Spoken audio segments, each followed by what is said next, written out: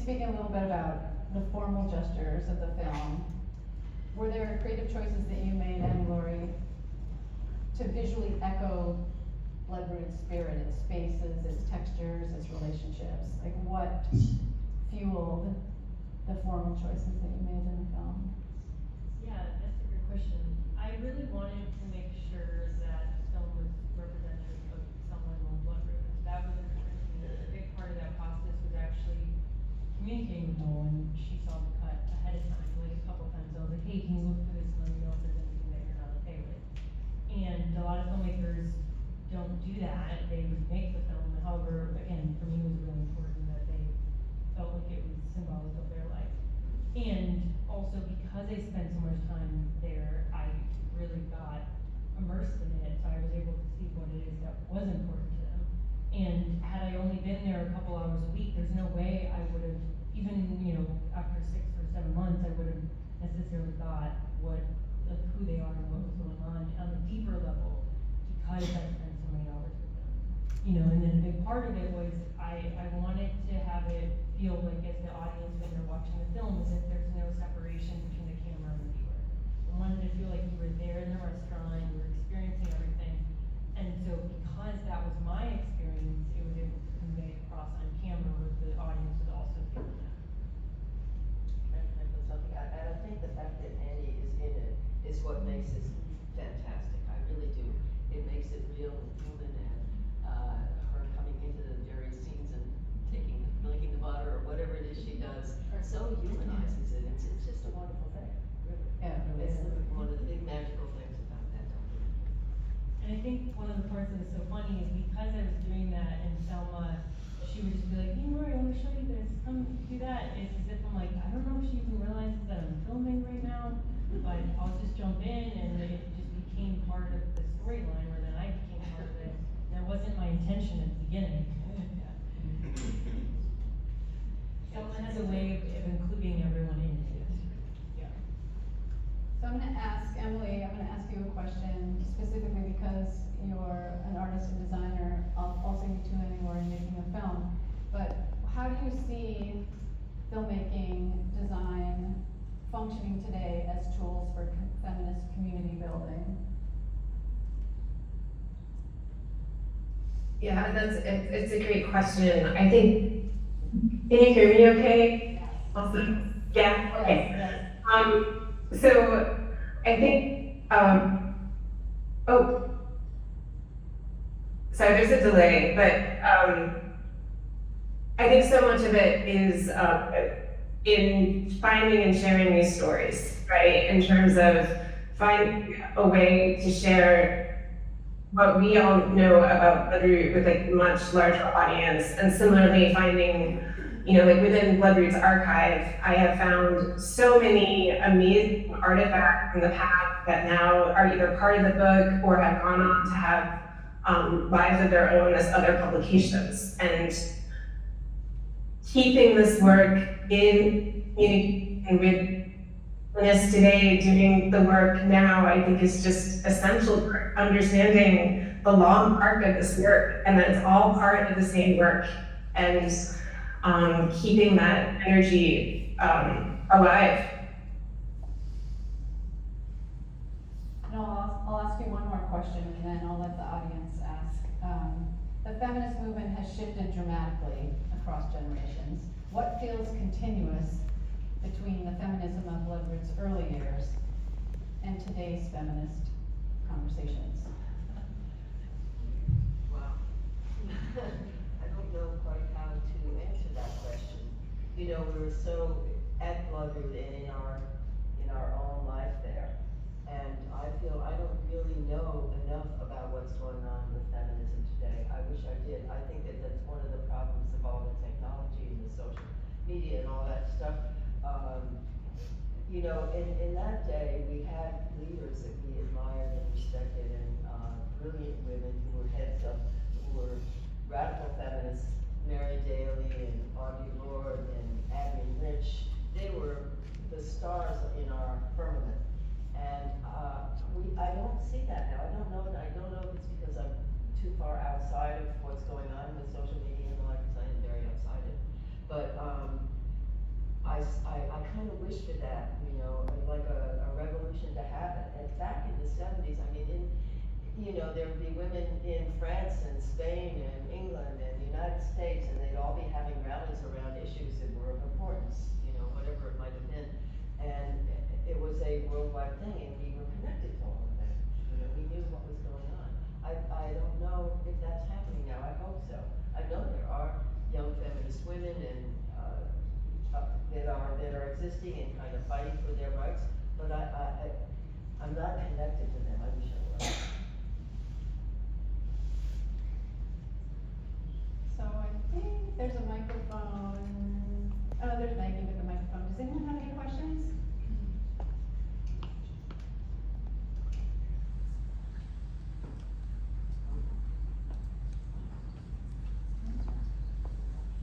There's a question. Well, I just want to comment, first of all, on the failure in part of the revolution we thought we were going to foment in the 1970s. And I find that very disturbing. Now, my 38-year-old daughter says, oh yeah, things have changed dramatically. But we used to wear buttons that said, trust women. And now we have so many women in power we can't trust. And I find that very disturbing. Sorry, it's a very uplifting film. But really my question to you is, I heard that you were thinking not to have Bloodrot continue and sell it off to somebody else. What is your thought on that? Is this a space that really deserves to continue? Well, you know, it was Selma's space and my space, and when we're not there, I don't see that it's Bloodrot. I haven't, it's a lot of work, as Terry and others in the documentary have said, and there's not been anybody who's come forward who wants to do that. We did not make money. Selma did put money into the restaurant. I have also, since she's passed away. We're very busy now because people are coming for the Last Supper, so to speak. But it's all of those things, you see, and so it hasn't come to pass, let me put it like that. And I don't think it's going to. I mean, maybe out of the blue something fantastical would happen and there would be some women who wanted and had the money. It would take us a fair amount of money to be able to do this. So the other part of this is that I think everything has a lifespan. You know, someone died, I'm gonna die, and I feel that Bloodrot has a lifespan. And the next person, if there was another person who was going to come and take over the space, it would be something different. And not that that's a problem really, but really, Bloodrot was her and me, and the women who worked for us. And I can't keep doing it anymore because I don't have the physical and mental capacity that I used to. If I was 65, I'd probably keep going for another 10 years. I'm going to be 81 this month. So, it's been a gift this life up till now, but I can't, physically it's not going to be possible. So, and a friend of mine said, well, no, you know, because people were saying, oh, you know, keep going. And she said, you know, it's going to be just as hard a year later. And that was very useful to me to not feel, I mean, I feel very bad about it. It's a lot of people that are disappointed and unhappy, and I am too, because it's been my life for 48 years. But, yeah, that's what I think the answer to that question. And in terms of women, you know, all the bad women out there, well, they're a mere fraction of all the bad men. And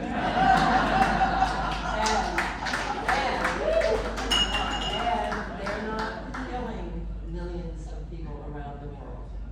You know, when you look around this world, which is in such bad shape in terms of evil that's going on, it is the men that are doing it. And it's not all men.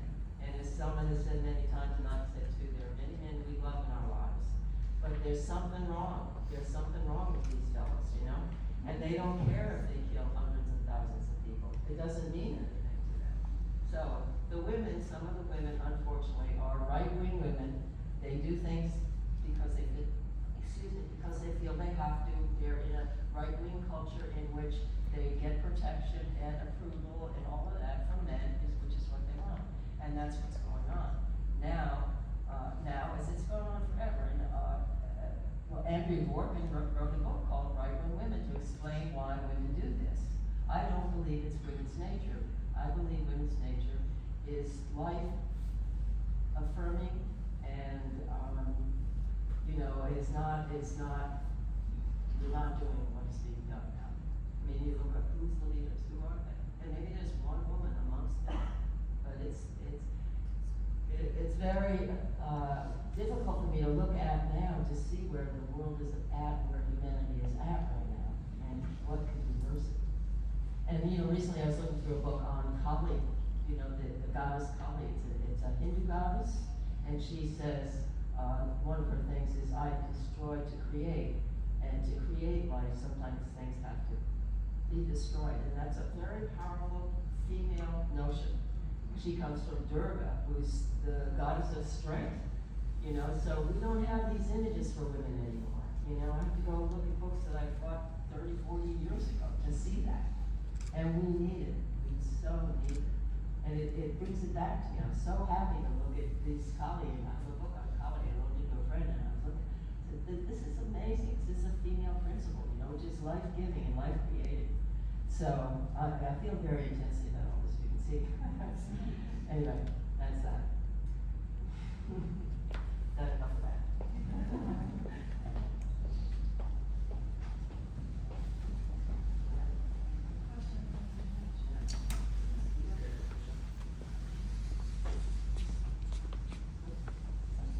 Yes. Okay.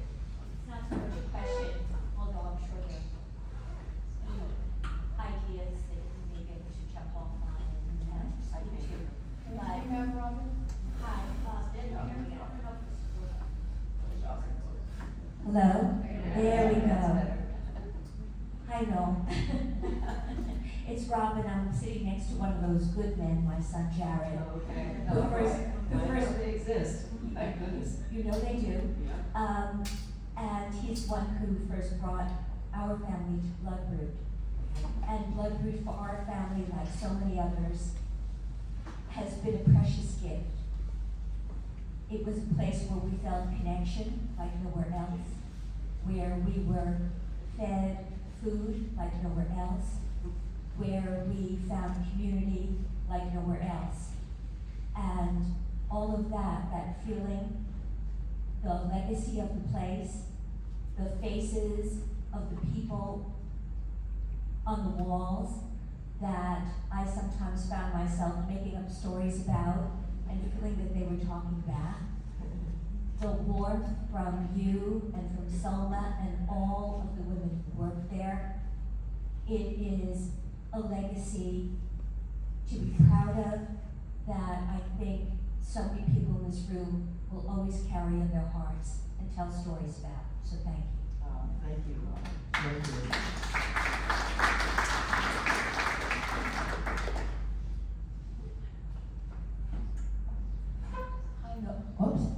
Hi Noel, it's Amy back here.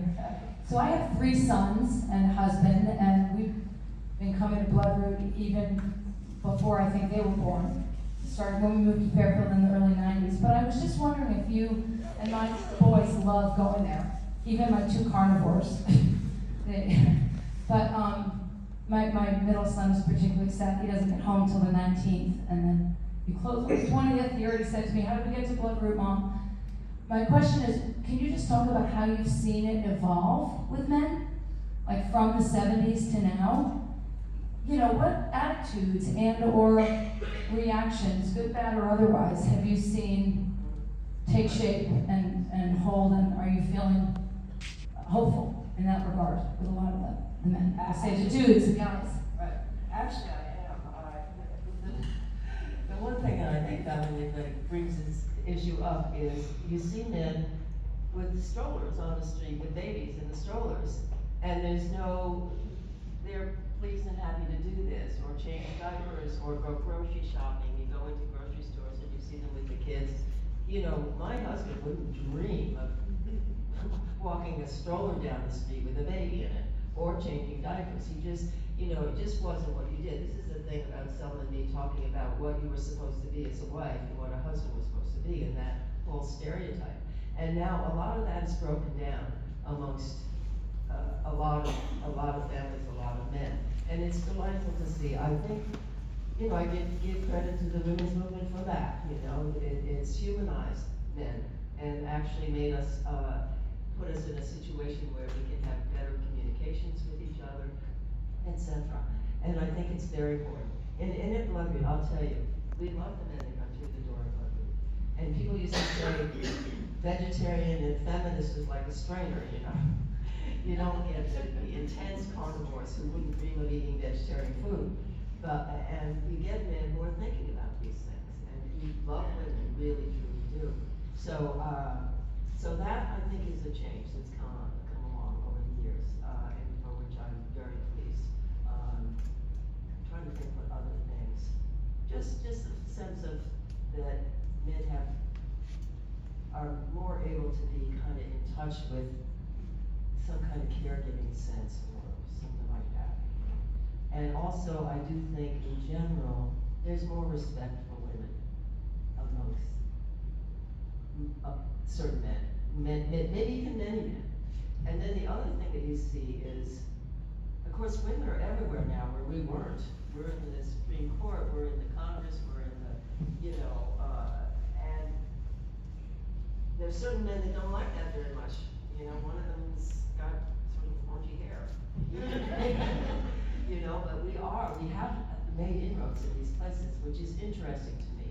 It's not that we have a lot of power there as yet, but there we are. And back in the 70s, I used to think, wouldn't it be amazing if half the police force and half the fire department were women? Because there weren't any women in those places. And there are now. So I just think that makes me hopeful.